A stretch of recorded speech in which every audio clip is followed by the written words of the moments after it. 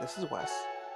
Um, I'm coming in solo today, so thanks for tuning in. Thanks for stopping by. This is the Underground Geek Shack, and today I'm gonna be talking about a manga that I recently just finished reading called.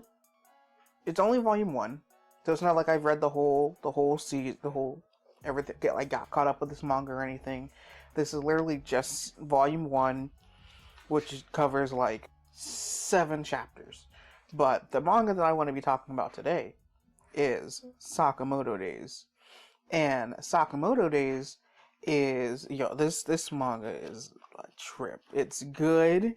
It's action packed. It's by Yuto Suzuki. And you're probably wondering, what is Sakamoto Days about? So, Taro Sakamoto was once a legendary hitman, considered the greatest of all time. Bad guys feared him, and assassins revered him.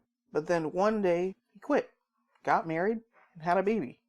He's now living a quiet life as the owner of a neighborhood store, but how long can Sakamoto enjoy his days of retirement before his past catches up with him? So, Sakamoto Days, it's cool because with the way how this manga, instead of doing it by chapters, it does it by days, which is really cool. And it starts off with showing off Sakamoto as this thin dude, and then it shows that he's out of shape and everything due to him having a family, and it's really good. And the action, man, the way Yuto Suzuki draws the action is it's like I'm looking at a film. It's not it's like, like when you're watching an old kung fu film, right? For example, think of when you're watching a Jackie Chan movie, right?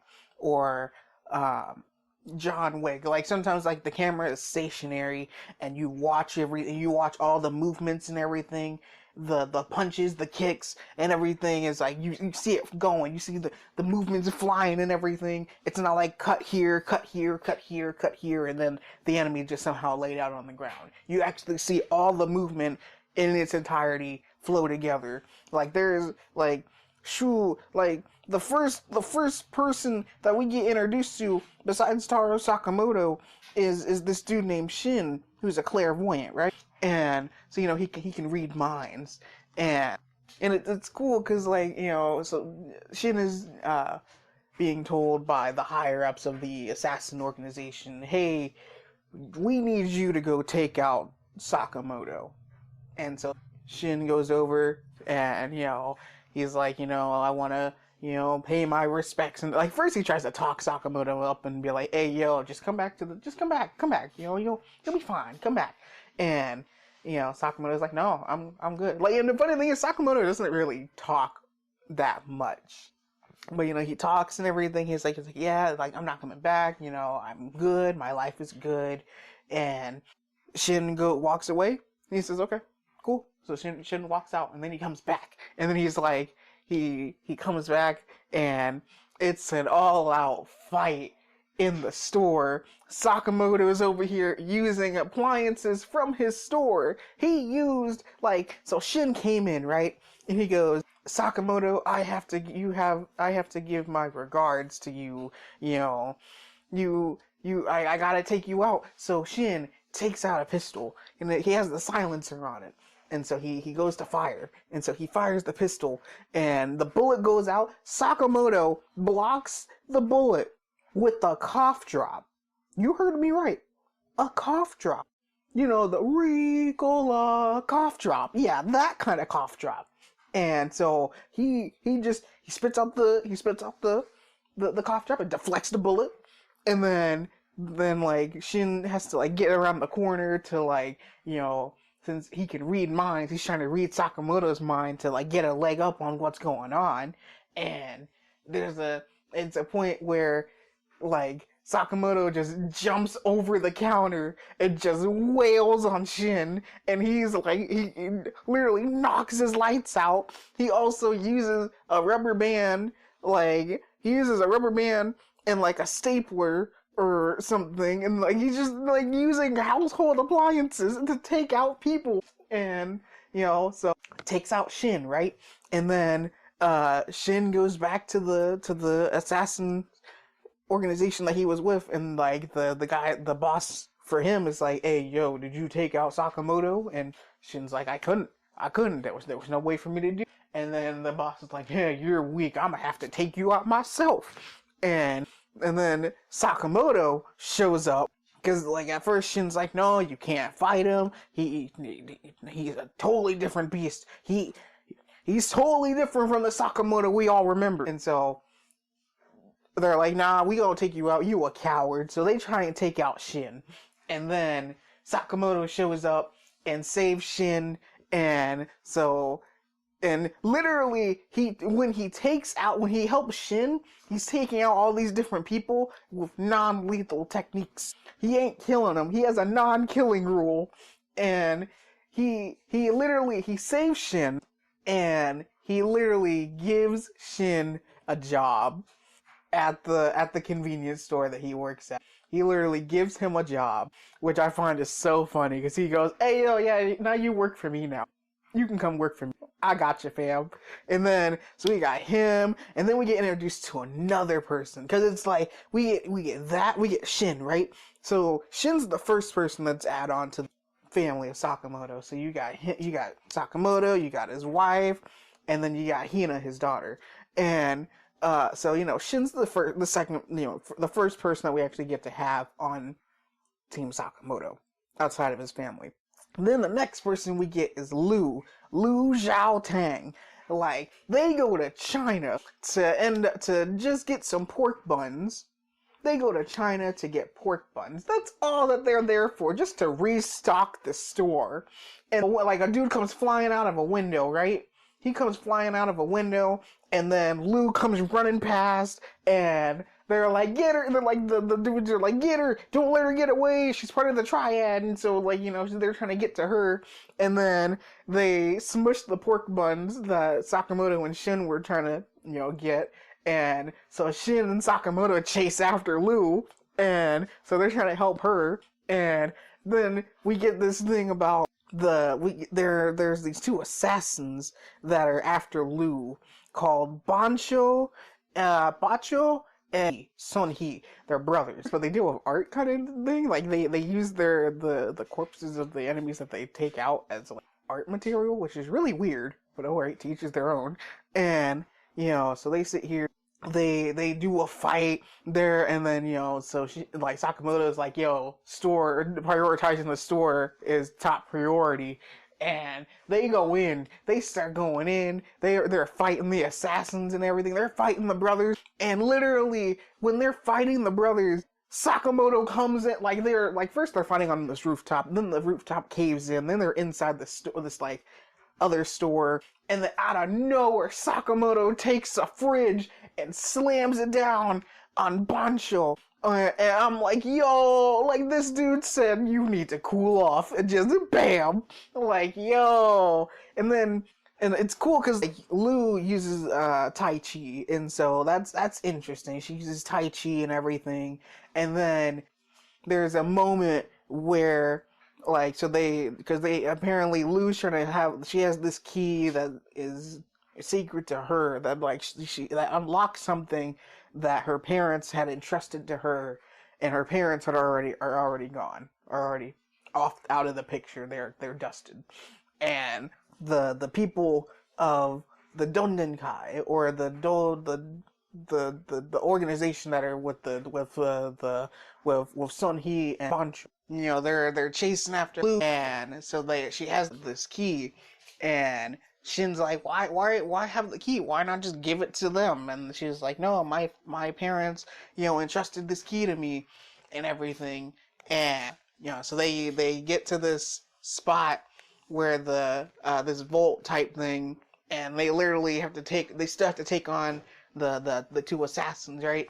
And so they take them out and everything, and it's cool because, when they get to the vault, they don't know who Lu is, and so Shin ends up calling her China, And she's like, my name isn't China, my name is Lu Xiaotang. And, so she opens the vault, and the thing that's in the vault is all the treasure and heirlooms from the the Xiaotang family.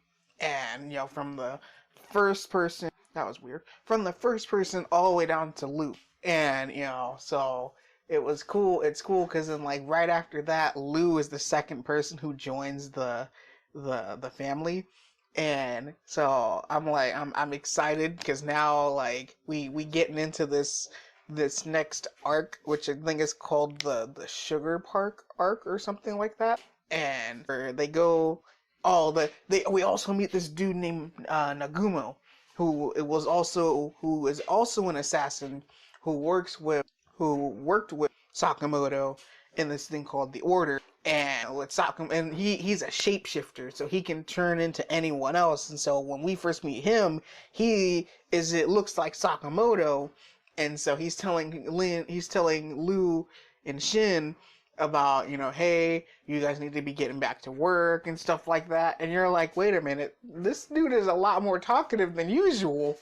And when Sakamoto walks in, and he's being held at gunpoint, and Sakamoto's holding a freaking box cutter up to Magumo, but you think it's an imposter, so it's like gunpoint versus box cutter, and Magumo literally asked Sakamoto, "Do you really?" Because it's funny because he's just catching up and everything. He goes, "Do you really think you'd be able to take out all of us assassins with a no killing rule? And there's a bounty on your head too."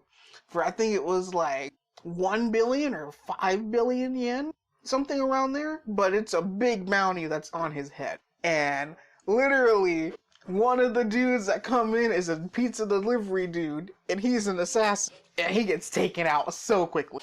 And then Magumo leaves, and then everyone's like, all right, we gotta, stay on our toes. It'll be we'll do our regular routine. It'll be a family. It'll be, the family will leave. We'll do our job, and everything will be normal. And then, Sakamoto's wife comes up and tells Sakamoto and everyone else, oh, hey, are you guys prepared for tomorrow? And they're like, what's going on tomorrow? And they're like, oh, we're all taking a family trip to Sugar Park tomorrow. And they're like, oh no, that's not good. So now they gotta go to this public place,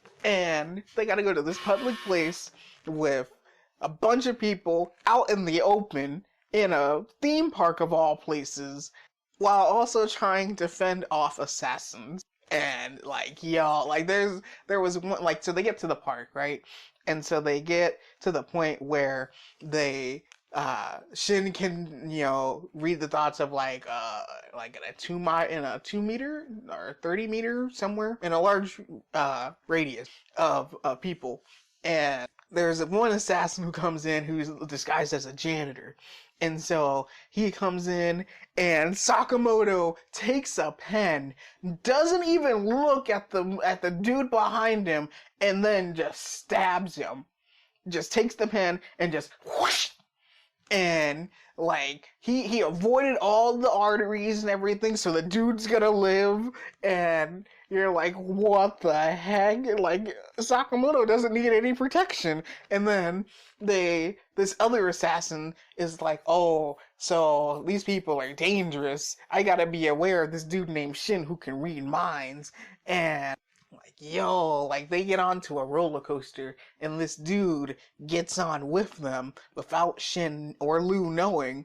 And then when they're on the roller coaster, and Lu starts freaking out because a couple of rows in front, because Lu is in the back. Lu and Shin are in the back on the back of the roller coaster. Mr. Sakamoto is probably in the middle or toward the front, more toward the front of the roller coaster where his wife and Hana are. And they're Luke's the dude with the silver hair is a little bit suspicious over here. And the ride's starting, and so Sakamoto's thinking, he's like, hey, yo, Sakamoto, I let one get past, I'm sorry. And Sakamoto's like, where? He's like, 4 rows back from you, or something like that. And then, Shin is literally trying to take off the harness and everything while the roller coaster's in motion. And so he literally takes off the harness and literally gets out of the roller coaster while it's moving, and then there's a loop-de-loop coming up, so he gets out while it's during the loop-de-loop, so that he grabs the dude and unhooks him. He goes, "Hey, come here with me for a little bit." Well, yeah, and they just roll off the roller coaster onto the next track, and literally they are about to box. They are about to go at it, and then that's where I left off. But I am so psyched to pick up the next volume of this manga, or shoot, I'll even just read it on my Shonen Jump app if I need to. But let me know what y'all think, and if you've read Sakamoto Days, let me know what you think about it. Do you think I should continue to read Sakamoto Days? And be sure to like, comment, and subscribe, because this is also probably going to go up on YouTube. That's it from me. Thanks for coming, and I hope you've enjoyed your visit to the Underground Geek Shack. See you guys.